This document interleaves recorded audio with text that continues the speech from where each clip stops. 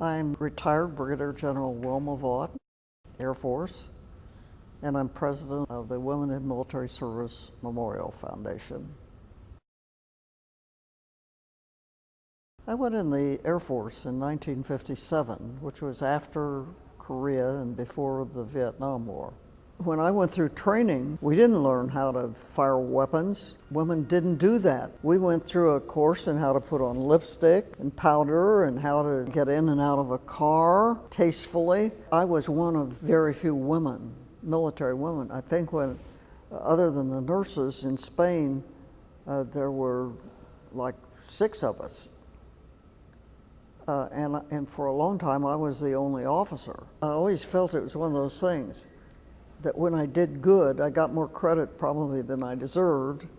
Now, if I had not done well, it would have been bad. And that was very much on my mind, that I had to succeed so that other women would have an opportunity to be assigned to the places I had been assigned and do some of the things I had done.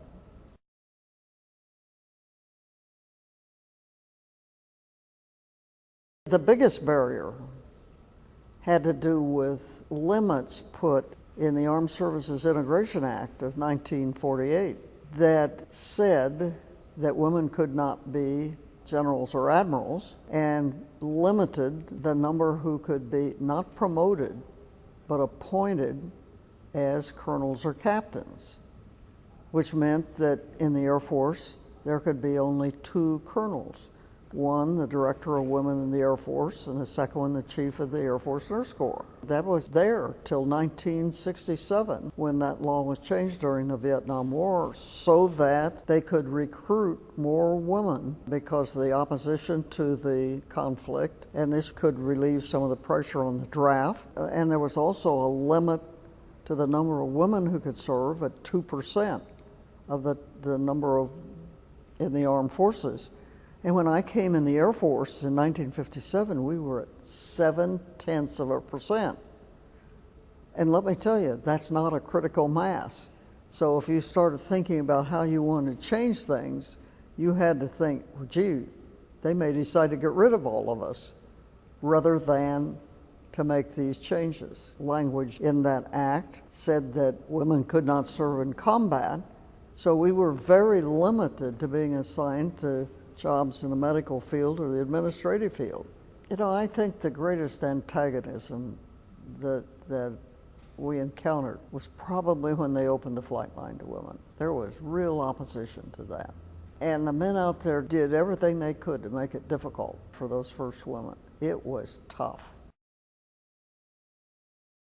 The wing commander asked me to accompany the bomb wing when it deployed to Guam in support of the bombing of North Vietnam. I went over on a KC-135 that was loaded with equipment. In fact, it was one of the last tankers taking equipment, and I spent 6 months there working for the wing commander as a management analyst. And I was the first woman ever to deploy on a Strategic Air Command deployment.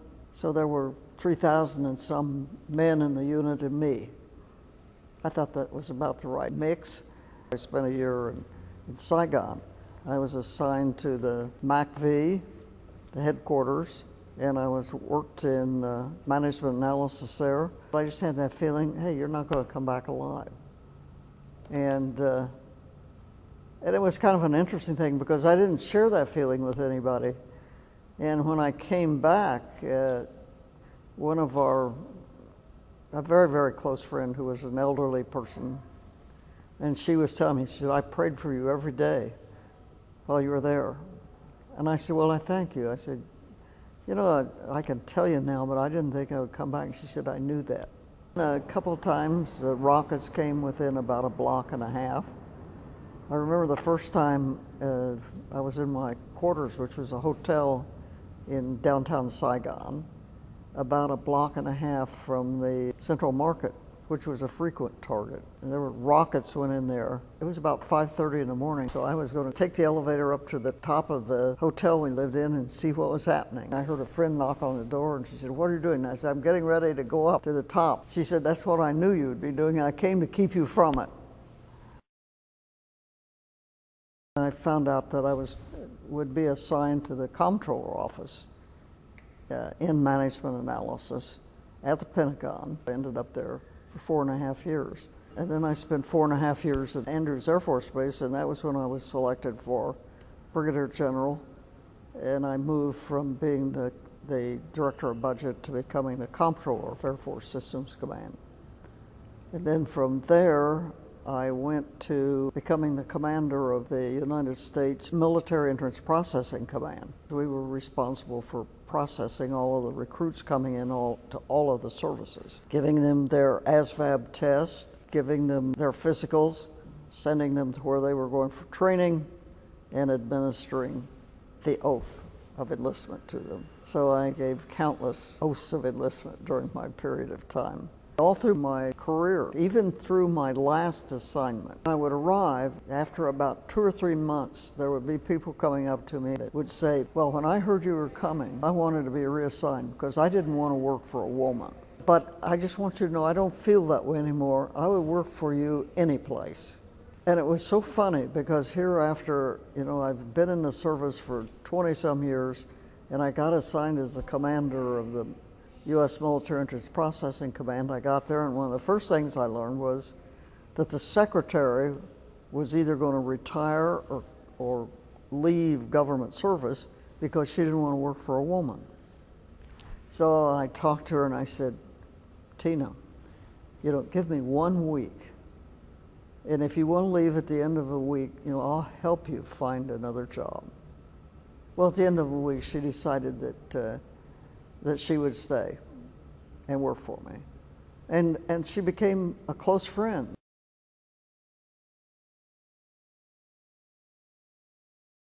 Somebody knew that I had retired and was back in the Washington, D.C. area and asked me to serve on the board of directors. And I didn't intend to do anything other than serve on the board of directors. And I missed a meeting and was elected president. And that's when I got very interested in this thing. But I went through a period of time of wondering whether this was the right thing to do, because we had worked so hard to be integrated, to be accepted as full-fledged military members. And here we're taking a step to set women apart. Was that the right thing to do? But as I traveled around the country and talked particularly to women who'd served in World War II, it became obvious to me that this was something we should do. This is a part of our history as being women. These are things that women have done, that they've accomplished. Here are barriers that we have overcome. These are women who had certain aspirations that they were able to realize, like the women who were in the Women Air Force Service Pilots in World War II, who just were so inspired, not only to serve their country, because they were certainly patriots, but they wanted to fly. And this was a great opportunity for them. And for other women, it's other things. It may be working in communications. It may be working in ordnance. And of course, for years, the primary role of women was as nurses. It's just a history that needs to be recorded and told, and it wasn't being recorded. The memorabilia wasn't being collected, and now it is. And it'll be here, hopefully, for all time.